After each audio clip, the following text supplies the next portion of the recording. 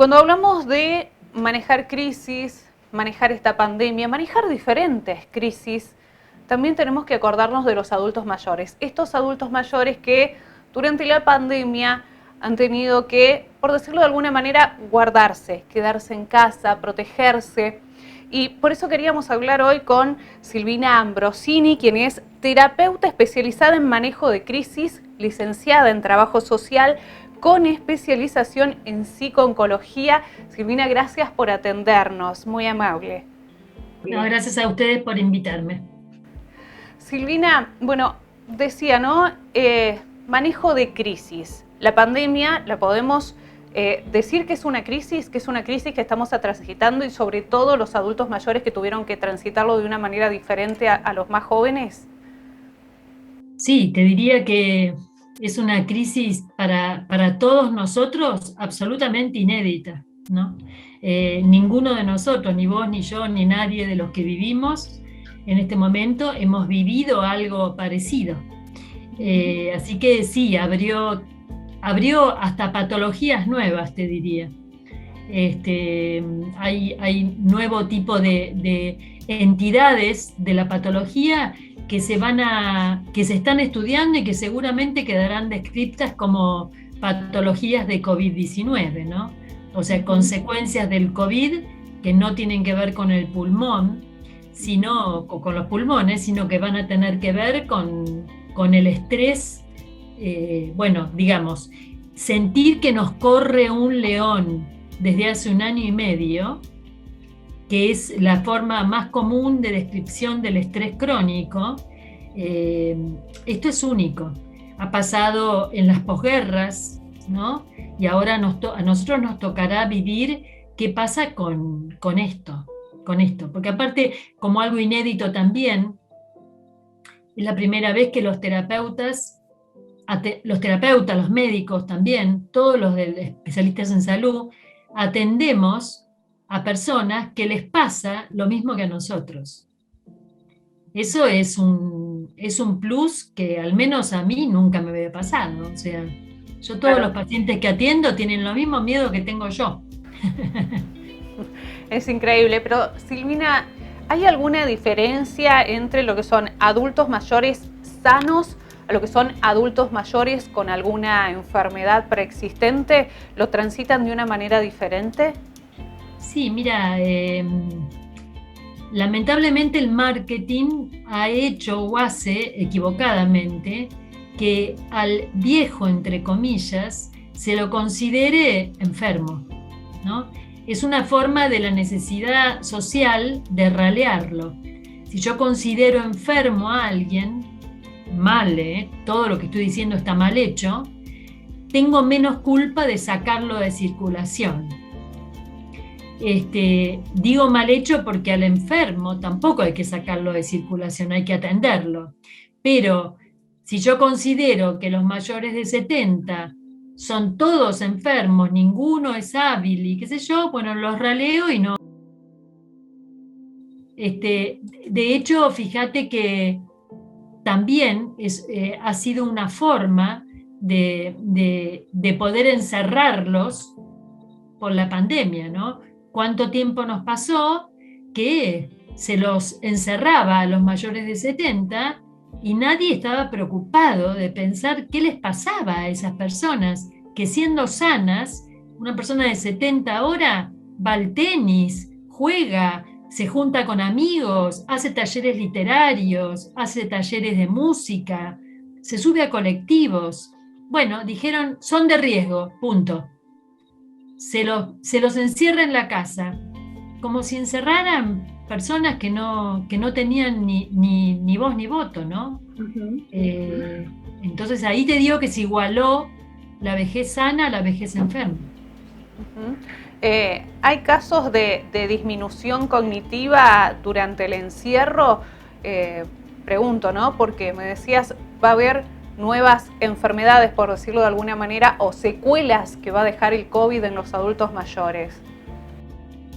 Ninguna duda, Eli, ninguna duda. Primero, desde lo básico, el caminar es fundamental para la salud. Mucha gente caminaba daba la vuelta a la plaza, salía con amigos a caminar, se encontraba a tomar un cafecito.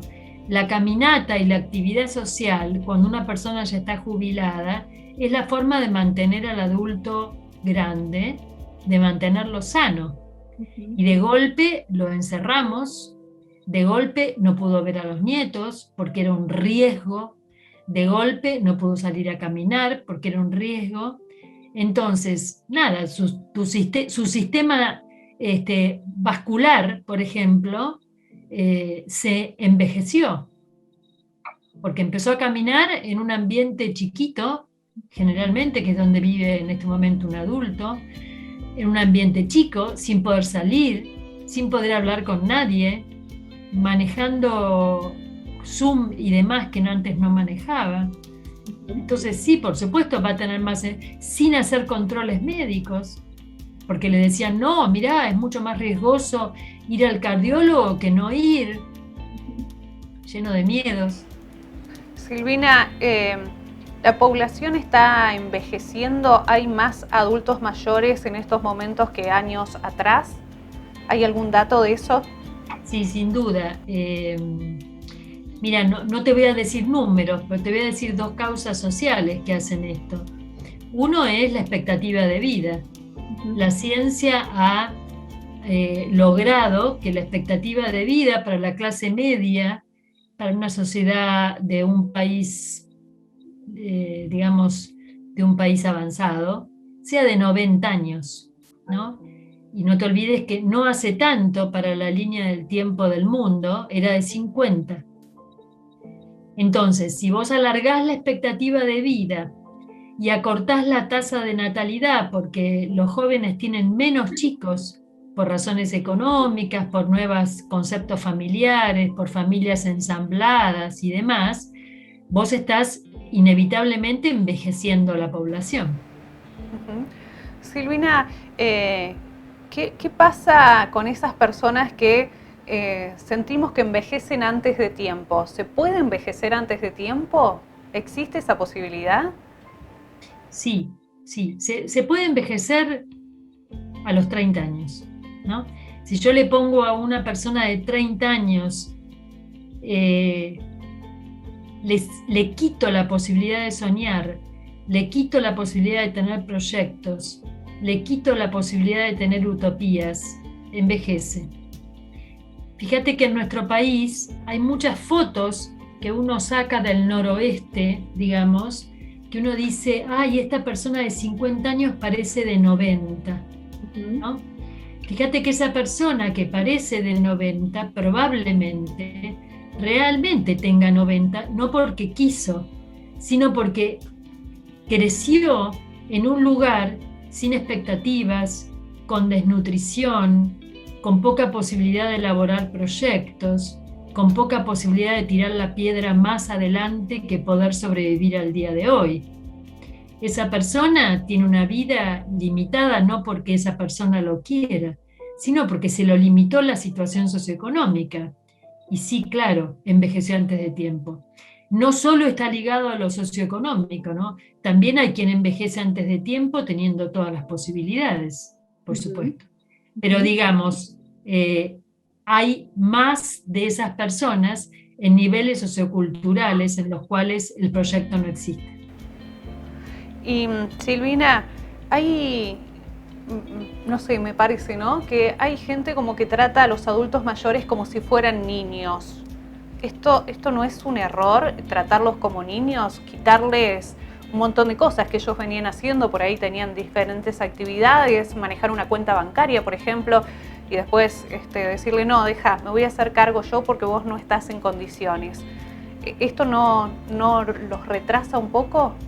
Sí, a ver, estamos hablando de la vejez sana, ¿no? Sí, claro. Sí, claro que los retrasa. Pensá que de golpe vos te autogestionabas y un día alguien decide que te va a gestionar la vida. Y un día alguien decide que vos no sos hábil, que vos no sos útil, que tenés que entregar todas las cartas para que el otro juegue tu juego.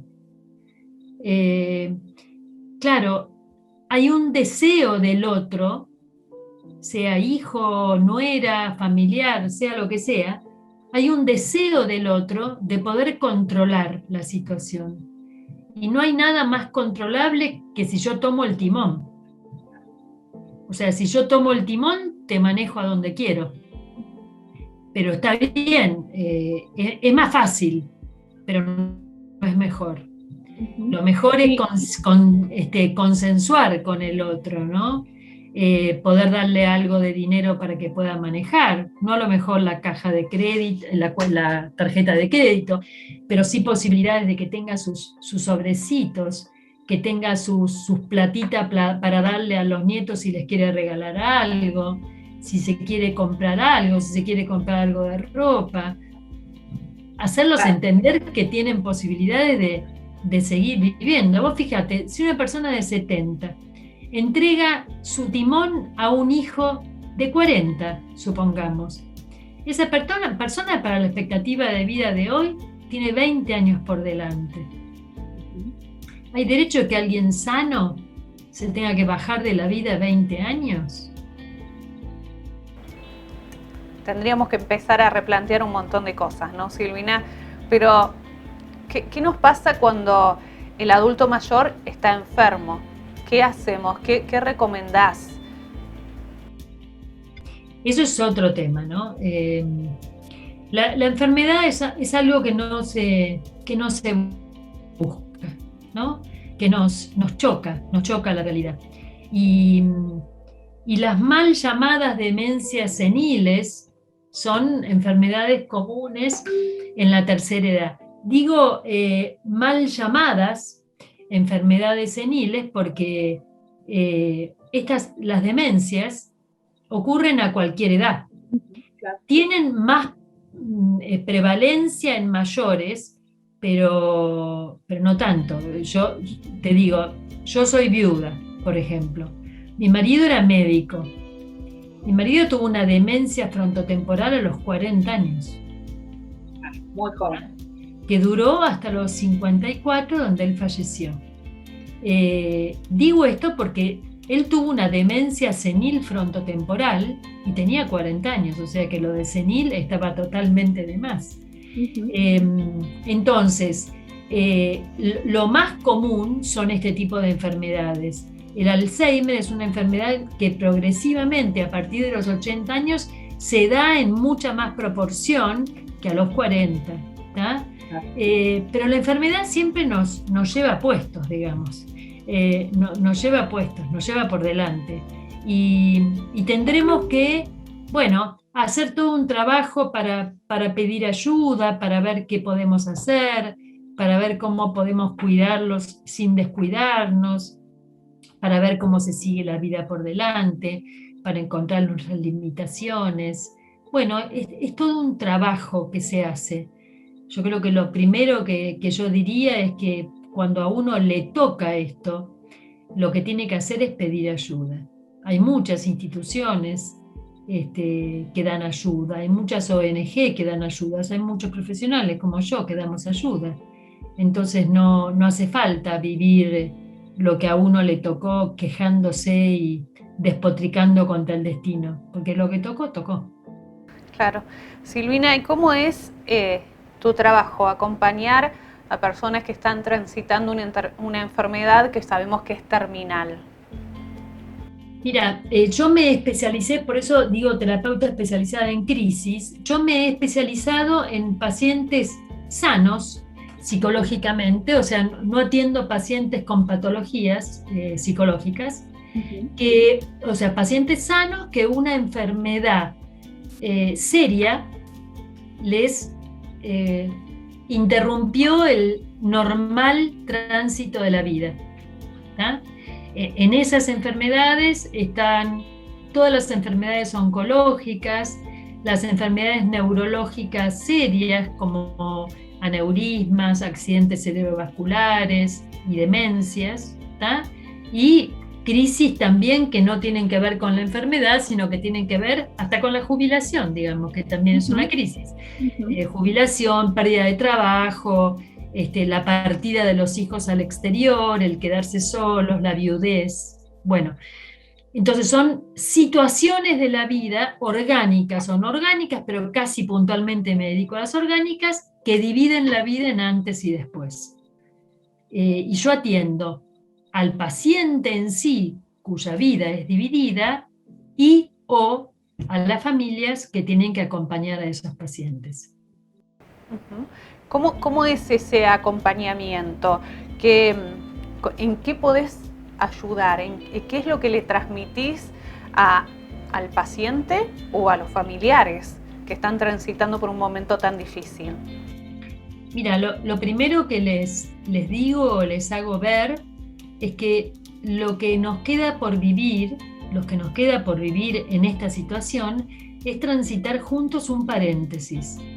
Que la vida, sí o sí, como una ecuación en la cual para saber x igual a, había que primero descifrar los corchetes y los paréntesis, hay que descifrar este paréntesis para poder seguir viviendo. Entonces, hay que descifrar y terminar y transitar el paréntesis del cáncer, hay que transitar el paréntesis de un ACV y su resolución y rehabilitación para poder borrar ese paréntesis y poner X igual y seguir la vida, ¿no? Entonces, yo lo que hago es decirles que ese paréntesis lo pueden vivir solos, que incluye un poquito más de dolor, o lo pueden vivir acompañados, y entonces mi acompañamiento, porque me especializo en eso, hace que el dolor sea un poquito menor. Yo lo que les aseguro es que después de tantos años, el dolor con acompañamiento es menor, ninguna duda, ninguna duda.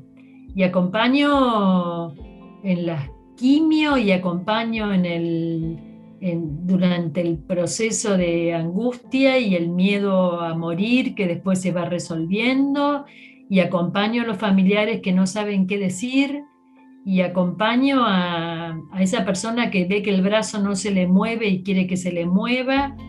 Acompaño estos procesos que tienen que ver con el dolor, pero los acompaño desde un poner el cuerpo, porque realmente trabajo los 7 días de la semana, los 365 días del año, porque la angustia en estos casos no tiene un horario de sesión, ¿no? Tiene un momento para lo cual mi celular está siempre prendido, pero también los ayudo a encontrar un sentido, ¿no? De para qué pasó esto, que en el fondo siempre lo hacía yo, porque siempre me dediqué a esto, pero cuando me tocó a mí, tan joven también, con mi marido y con hijos adolescentes, yo también tuve que encontrar un sentido de por qué podía pasar algo tan duro.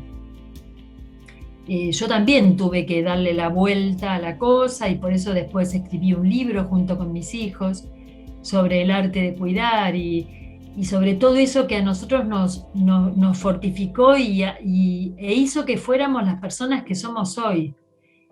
No sé si por los caminos que yo hubiera querido, pero sí por los caminos que nos tocaron. Seguramente, yo siempre digo, somos muchas mejor personas, no porque no lo fuéramos antes, pero somos mucho más enteros ahora que antes.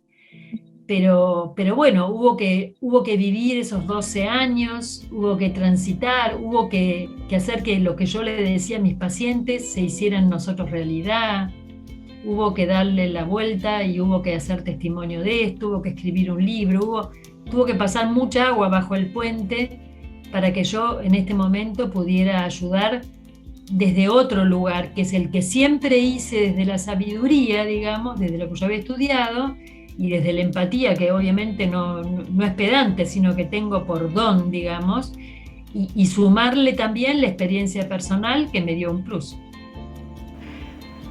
Bueno, lo que contás es fuerte, Silvina, tener que transitarlo, tener que aprender a llevarlo para después poder transmitirle a los demás. Pero bueno, tu experiencia también es muy válida, y te pregunto, ¿qué pasa dentro de un geriátrico o de una institución donde estén los adultos mayores? ¿Crees que están preparados como para atenderlos en todas sus áreas, no solo lo física, sino también lo mental, para entretenerlos, para que puedan seguir una vida dentro de todo lo más normal posible? ¿Qué pasa en las instituciones? A ver, yo te haría la misma pregunta, porque eso que vos me estás preguntando es una pregunta que no es por vos, pero está buenísimo que me la hagas. Es una pregunta que tiene que ver con el prejuicio. Yo te pregunto, te devuelvo la pregunta y te digo, Eli, todas las personas que cuidan familiares, ¿están capacitados para hacer eso que vos dijiste? ¿Todo ese listado de cosas que vos dijiste? Para mí no.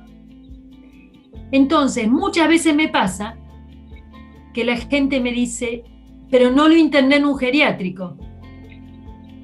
Y yo, como profesional, veo que están absolutamente mal cuidados, sin querer, pero están mal cuidados. Entonces, un adulto mayor sano o un adulto mayor con enfermedad puede estar mejor en la casa o mejor en una institución, depende de la familia, depende de la institución. Depende de la decisión del adulto en el caso que sea sano. Yo en lo particular tuve que institucionalizar a mi marido. Y yo tenía el mismo prejuicio que te hace a vos preguntar lo que preguntaste, que es un prejuicio cultural. ¿tá? Entonces, todos los amigos de mi marido me llamaron para decirme que ellos se turnaban para todos los días irlo a buscar, traerlo. Esos amigos que en realidad nunca lo habían venido a ver a mi casa.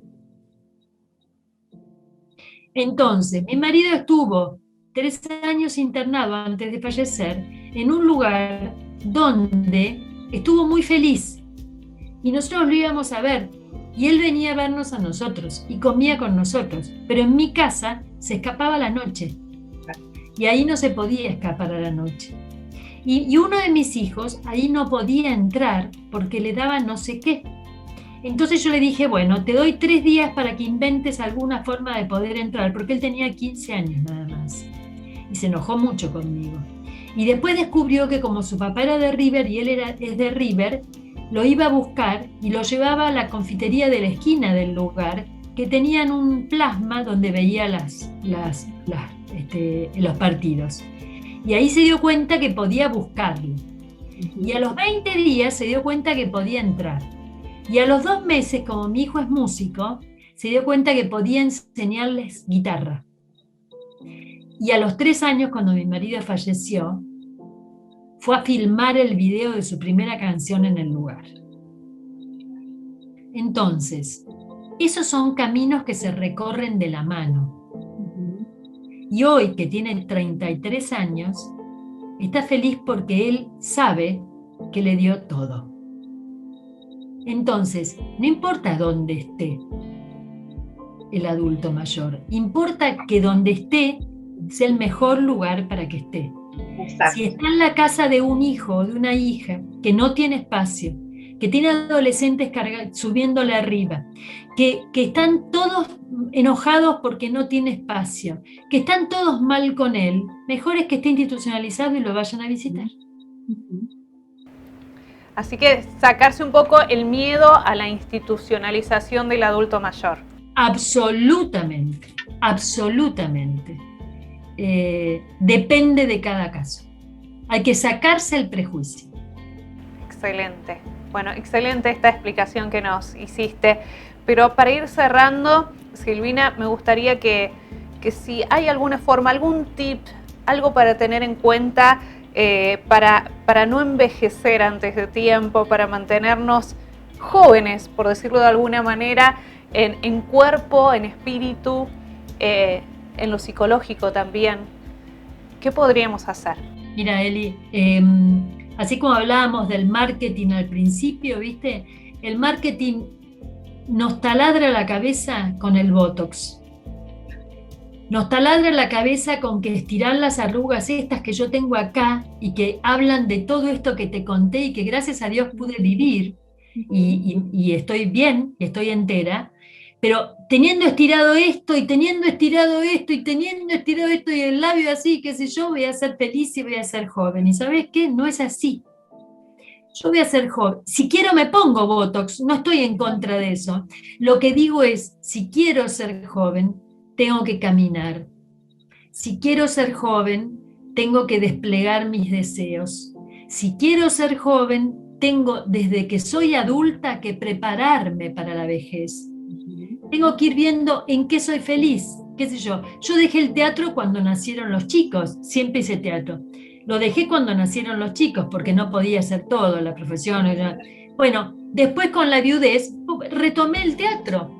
Y entonces ahora si tengo un momento libre es el teatro lo que hace. El teatro, el canto, el yoga, las actividades en donde seamos más de uno, ¿no? Puede servir el ajedrez también, pero el ajedrez es de a uno y en silencio, ¿viste? Entonces sí, el ajedrez sirve, pero mucho mejor sirve el buraco, todas aquellas actividades donde sean más de uno. Por supuesto los deportes, hay 1000 deportes que pueden hacer los adultos mayores. Pintar, el arte es sanador, los mandalas, pintura en madera, cursos, todo lo que sea ampliar la función social de la vida, que eso es a través de cursos. No achicarse a la familia, no porque la familia sea poco, sino porque todos necesitamos de tener algo extrafamiliar. Jugar con los nietos, contarles cuentos, divertirse, reír. Eso es sanador, claro que sí. Y eso que me decías de prepararnos para la vejez desde jóvenes, me quedo con eso, me pareció súper importante saber que en algún momento vamos a envejecer y ir preparándonos para cuando lleguemos a eso. Gracias, Silvina. Hay una canción de Serrat que dice que todos tenemos un viejo encima, ¿no? Y eso no hay que olvidarlo. Y hay un cuento muy bueno un cuento popular de dos jóvenes que tratan muy mal a sus padres, y que después, cuando le piden algo a sus hijos de grandes, los hijos le dicen, ¿qué hago? ¿Lo que tengo que hacer o lo que yo escuchaba que vos hacías con tus padres? Para tenerlo en cuenta. Uno enseña con el ejemplo lo que después con uno van a hacer los hijos. Exacto. Silvina, gracias por todo este tiempo que nos brindaste. Muy lindo poder haber conversado con vos y que nos hayas sacado un montón de dudas, sobre todo en estos momentos de pandemia donde los adultos mayores los tuvimos que guardar. Es como que los corrimos de nuestra vida diaria y eso tampoco les hace nada bien a ellos. Así que muchas gracias, Silvina, muy amable por todo. Gracias muchísimas a vos. Uy, he estado en Dehesa, amo la gente de Alma Dehesa, bueno, todos, Estela, María, todos, me he traído de Dehesa los maníes más ricos, que todavía extraño de no poder ir por la pandemia, cada vez que iba me traía maníes ricos. Bueno, lindos pagos los de ustedes, lindos pagos. Te esperamos, para cuando todo esto vuelva a la normalidad, te esperamos nuevamente. Exactamente, allí estaré. Un beso grande para todos y gracias por la invitación. Un abrazo, Silvina, muy amable. Chao.